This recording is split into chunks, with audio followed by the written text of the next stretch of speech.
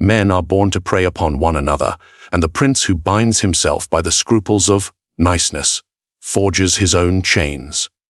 Today, we dissect the fatal weakness that masquerades as a virtue and reveal why the command to be feared is the first, and only, law of enduring power. It is a truth observed across the annals of principalities and republics alike. But the path to glory is littered with the wreckage of those who sought to be loved above all. I, Machiavelli, invite you to cast aside the comforting lies that govern the common herd. Let us descend into the true nature of men. Ungrateful, fickle, liars, and deceivers. In this theater of human ambition, we shall examine the fatal chasm between the nice man, who is but a servant to the opinions of others, and the true leader, who commands fortune itself through force of will and a clear-eyed understanding of necessity. Prepare to behold the machinery of power, stripped of its moral pretense. Consider the new prince, freshly ascended. His subjects are restless, their loyalty a currency yet to be earned. He is surrounded by those who watched his rise with envy, who test the strength of his grip. In this fragile moment, he faces a choice. He can extend a hand of benevolence, seeking to be loved, to be seen as kind and reasonable. Or he can make an example. You must understand this fundamental truth: men are more concerned with avenging a slight than rewarding a kindness. Gratitude is a feeble chain, easily broken. But the memory of a swift, terrible justice, that is a shackle on the soul of every man who witnesses it. History turns on this pivot. Look to Borgia. When he seized Romagna, he found it lawless, pillaged by untamed barons. He could have pleaded for order, negotiated for peace. A nice man would have, and he would have been ignored, then deposed. Instead, he appointed Ramiro de Orco, a man of ruthless and unchecked severity, to pacify the region. De Orco did his work with brutal efficiency. He hanged men, crushed rebellions, and imposed a terrifying order. The land, for the first time in generations, knew peace. But here is the masterstroke. The people, though now secure, murmured against the cruelty of de Orco. They hated the instrument. So, what did Borgia do? One morning, the populace found de Orco's body, cut in 2 pieces, displayed in the piazza of Cesena. Beside it was a wooden block and a bloody axe. The message was not one of horror, but of chilling calculus. The cruelty had served its purpose. Order was established. And now, the prince, by executing the very man he empowered, appeared both just and powerful. He absorbed the credit for the peace, and he absolved himself of the blame for the terror. He was both feared and, in a twisted way, grateful too. This is the essence of the cruelty that begets peace. It is not mindless savagery. It is a surgical instrument. It is the amputation of a gangrenous limb to save the body. The nice leader who fears the sight of blood allows the gangrene to spread until the entire body politic is lost. Ask yourself, when a subordinate consistently fails, undermining your projects, what does the nice manager do? He has a gentle conversation. He offers another chance. He seeks to be understood, to be liked. And what is the result? The subordinate continues, emboldened by the lack of consequence. The rest of your team sees this weakness. Their own diligence begins to erode. Why should they excel when mediocrity is met with a smile? Your single act of kindness has bred a culture of indolence and disrespect. You have traded temporary harmony for long-term decay. Now, consider the alternative. A single decisive termination. Public, understood, and final. It is a shock to the system. For a moment, there is discomfort, even fear. But then, a new order emerges. The diligent are rewarded with a more competent environment. The ambitious see that performance is truly valued. The peace you now enjoy, the renewed productivity, was purchased with that one act of severity. You chose to be the surgeon, not the palliative caregiver. This is the burden of command. To see the long road, not the immediate comfort. To understand that a single tear shed for a traitor will later become a river of blood shed by your loyal followers.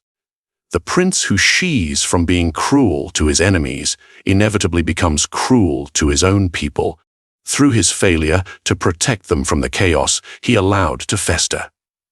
Think of the lion.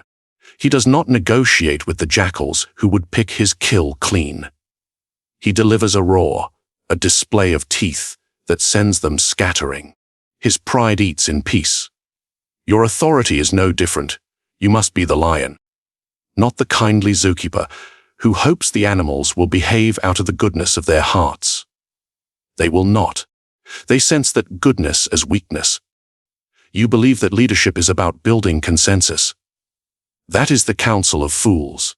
Leadership is about imposing your will and making that imposition seem inevitable, even righteous.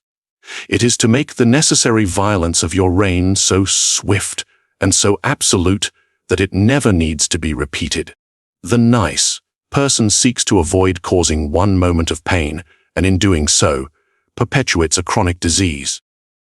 The true leader administers the painful cure and secures a lasting health. He knows that it is far better to be feared for a single, just act than to be pitied for a lifetime of helpless compromise.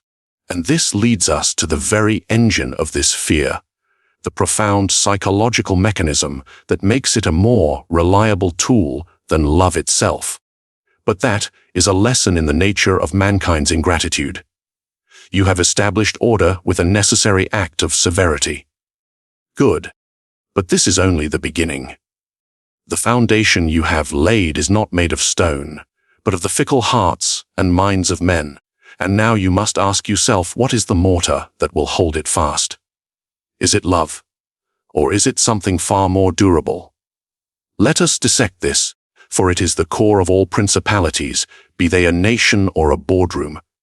Men are, by their nature, ingrates. They are fickle, covetous, and false. They will swear loyalty to your face while secretly sharpening a knife. And in this truth, we find the supreme failure of love as a tool of command. Love is a voluntary bond, and because it is voluntary, it can be broken the moment it becomes inconvenient. A man will forgive himself for betraying a leader he loves, for he will tell himself, my needs, my family, my safety must come first. Love is sacrificed on the altar of self-interest every single day. But fear is a chain.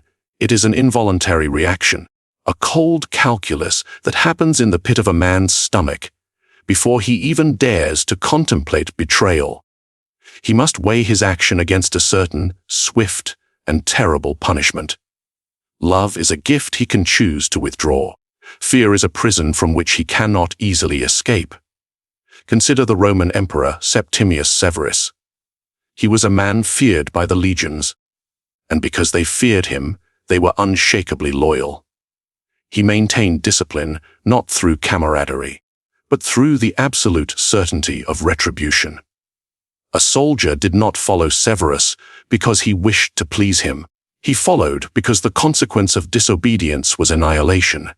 His sons, Caracalla and Geta, inherited his throne, but not his formidable reputation. They sought to be loved, to be seen as generous. And what was their reward?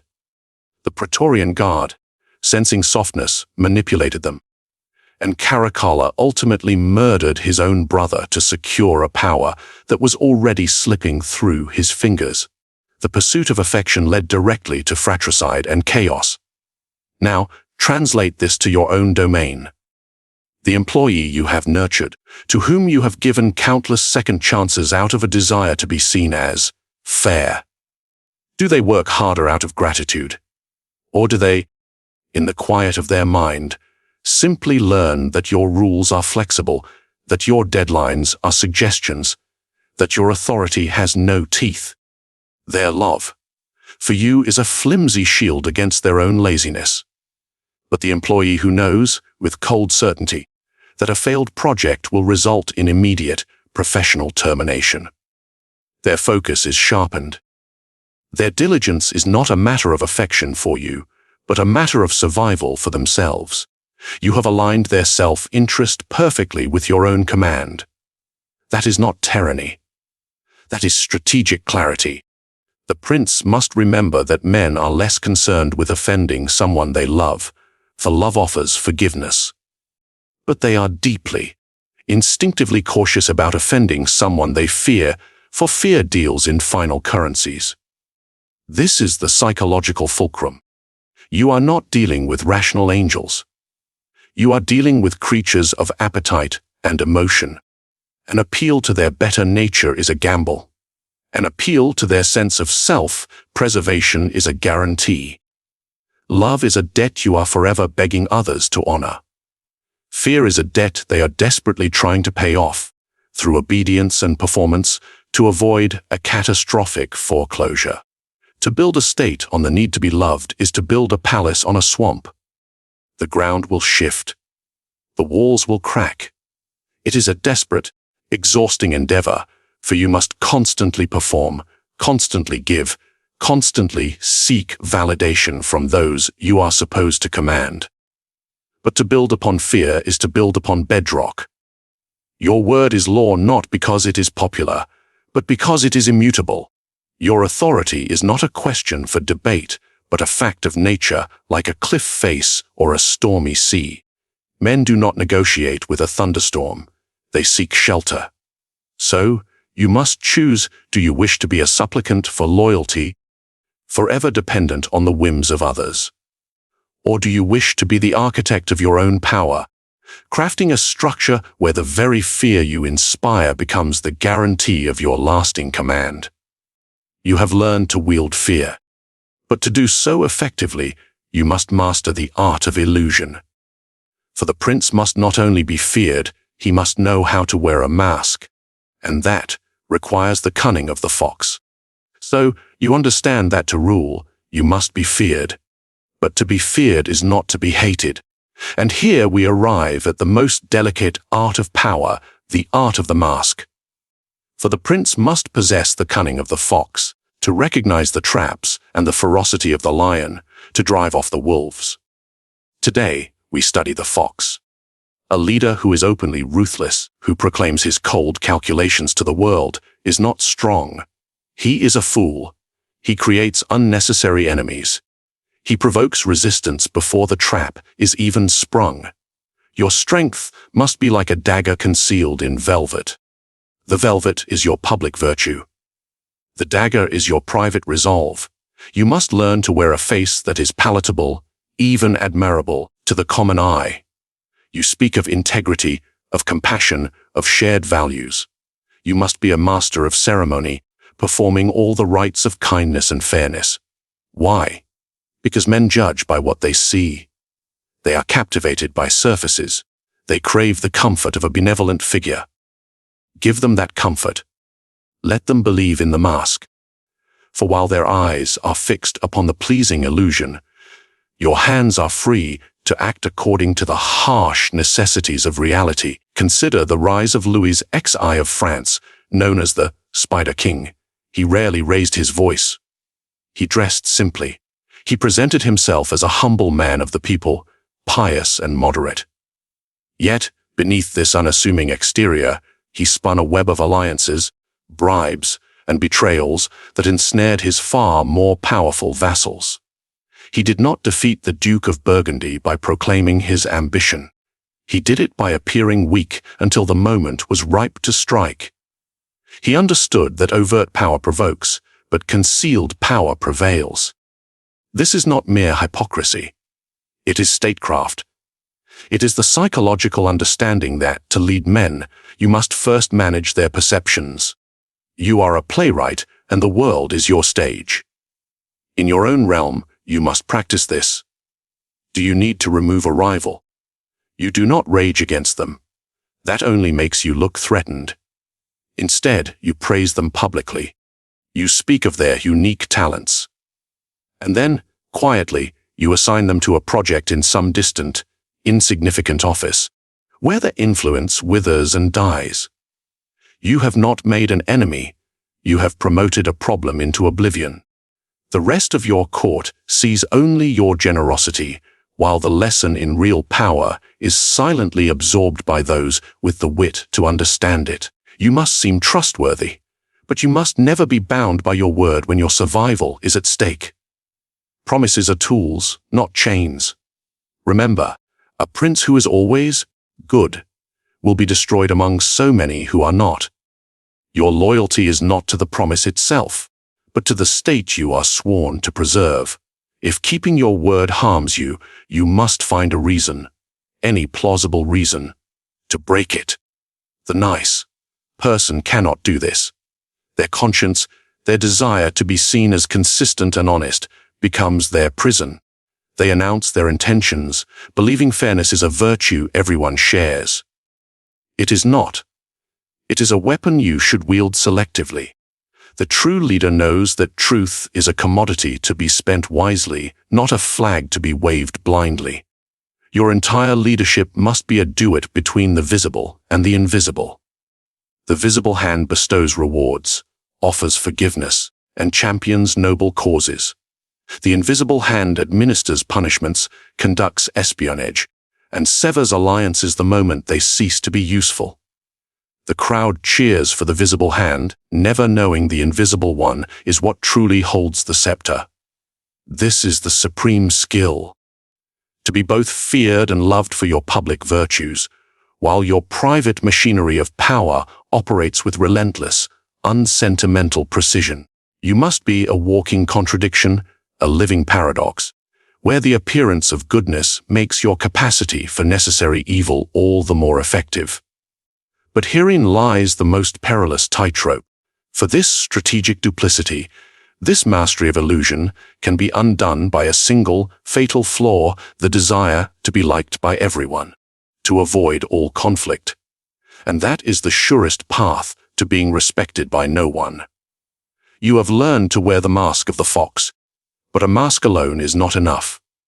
For if the face beneath is soft, if it craves constant approval, the mask will slip, and the world does not punish a leader for being feared, nor for being cunning. It punishes him for being weak. This is the fatal flaw of the nice person, the relentless pursuit of accord. The belief that conflict is a poison, rather than a tool. You see it in the manager who cannot deliver critical feedback, lest he be disliked. You see it in the prince who hesitates to punish a dissenter, hoping harmony will restore itself. This is not virtue. It is a sickness of the will. What signal do you send when you avoid every confrontation? You announce to the world that your peace is more valuable than your principles, that your comfort is more important than your command. You are a negotiator who has already surrendered, before the terms have even been discussed. Consider the court of a weak king. The nobles do not unite in gratitude for his gentleness. They circle him like jackals. They make greater and greater demands, testing the limits of his pliability. One asks for a tax exemption, another for a son to be granted a title. The king, wanting to be agreeable, grants each request. He believes he is purchasing loyalty. But what he is actually selling is his own authority, piece by piece. He has become not a ruler, but a distributor of favors, a servant to the ambitions of others. His court is a den of intrigue, because he has refused to be the lion who imposes order. Now look to your own domain. The team member who consistently misses deadlines. The nice leader addresses it with a gentle, "Let's try harder next time." They seek accord. They avoid the sharp, uncomfortable truth. And what blossoms in the fertile soil of this avoidance? Contempt. The diligent workers see the injustice and their own motivation curdles into resentment. The lazy worker learns that your rules are optional. You have not created peace. You have cultivated a garden of quiet mutiny. Conflict is the fire that forges respect. It is the boundary that defines your territory. When you openly and decisively confront a challenge, you are not creating an enemy. You are demonstrating to all observers where the line is drawn. You are teaching them the cost of crossing you. A single, Public dispute, handled with finality, saves you from 1,000 private conspiracies. The Roman Cato the Younger was a man of unyielding principle. He was not always liked, but he was never dismissed. His opposition was so fierce, so predictable, that Caesar and Pompey, men of vastly greater power, had to account for him in all their plans. His refusal to be agreeable made him a force. His constancy was his power.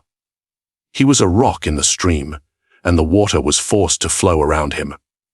You must become that rock. Do not confuse being agreeable with being respected. They are opposites. Respect is born from the understanding that you cannot be moved, that your will is a tangible force. Affability is a pleasant fragrance, easily ignored when more pressing interests are at stake. The desire to be liked is a gap in your armor. The ambitious will see it. They will bring you gossip, flatter your ego, and present themselves as your only true friend, all to position their knife closer to your ribs. They know that a leader who craves affection can be manipulated by it. Your role is not to be a participant in the social games of your court or your office. Your role is to be the final arbiter of them. You stand above, not within. You observe the factions, you let them compete, and you intervene only when it serves your grand design. To seek accord is to become a member of one faction and an enemy to another. To stand above conflict is to make all factions subject to you. You have learned to be feared and to be deceptive. But these are weapons that must be wielded by a sovereign will, a will that does not flinch at discord. For the final calculation, the one that justifies all else, is not whether you were liked, but whether you held power. And that ultimate truth is the only verdict history will ever render. We have come to the final calculation, the summit from which all else must be viewed. You have learned the necessity of severity, the reliability of fear, the duplicity of the fox, and the strength found in discord. But these are merely instruments, tools in a chest, and a tool is neither good nor evil. It is either effective or it is not. This is the sovereignty of the end.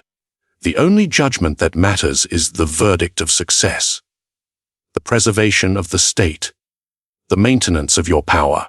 This is the lone virtue for a prince, for from it flows all stability, all order, all capability for good or ill. Without it, you are a philosopher's puppet, a moralist daydream, dissolving in the first storm. Consider the world as it is, not as you wish it to be. It is a chessboard where your opponents are not bound by your rules. To impose a code of fairness upon yourself when your rivals observe no such code is not nobility. It is strategic suicide. It is to enter a battle having willfully broken your own sword, because the enemy has none. Look to the reign of Emperor Augustus. He began as Octavian, a young man plunged into the bloody chaos following Caesar's murder. He did not restore the Republic out of a noble heart. He used its language, its venerable traditions, as a cloak. He systematically destroyed his rivals, first Brutus and Cassius, then the more dangerous Mark Antony. He seized Egypt's treasury. He centralized power utterly in his own hands. He did things that would make a nice person recoil in horror. And what was the result? The Pax Romana. 2 centuries of unprecedented peace, prosperity, and cultural achievement that shaped the Western world. The end, the glorious, stable, and powerful empire, justified the means. The blood shed in the beginning was the price for the peace that followed. History remembers the peace, not the bodies that paved its way. Now, look to your own ambitions. You have a project, a company, a vision. You are competing for limited resources, for market share, for influence. Your competitor lies about your product. They poach your key employees. They operate with a ruthless pragmatism. And you? Will you cling to your niceness? Will you play the game by a stricter, more honorable set of rules, ensuring your own defeat? Will you be the good man, presiding over the ruins of his own enterprise. This is the ultimate psychological liberation for a true leader, the understanding that your moral ledger is not kept by your peers, nor by the priests, nor by the fleeting opinions of the mob. It is kept by the outcome. A successful, stable leader is celebrated, his early cruelties reframed as necessary reforms. A failed leader, no matter how virtuous his intentions, is a cautionary tale, a footnote of weakness. The nice person is paralyzed by this. They ask, is this right? The leader asks, will this work? The first question leads to debate and inaction. The second leads to decision and consequence. You are not a moral philosopher, you are an architect of reality. Your duty is to the integrity of the structure, not to the pristine cleanliness of every single brick. Every action you take, the merciful pardon and the brutal execution, the honest deal and the cunning deception, must be weighed on a single scale. Does this serve the ultimate end of securing and expanding my power? For without that power, you are nothing.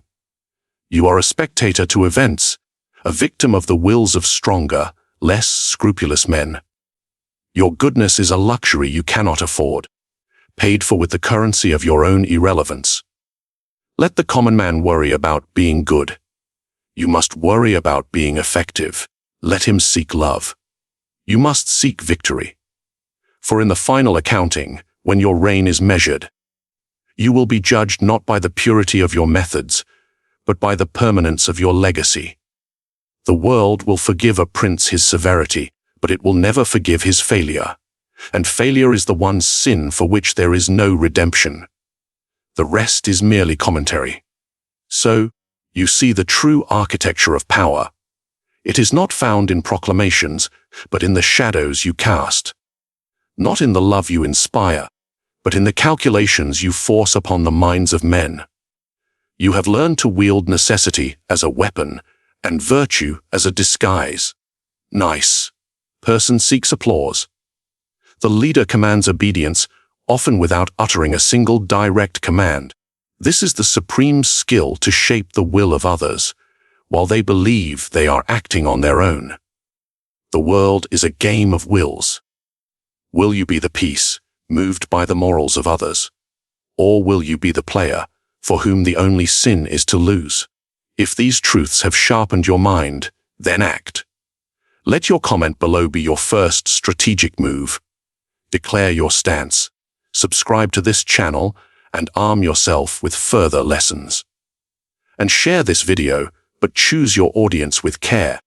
Not all are fit to learn how the strings are pulled. Valit.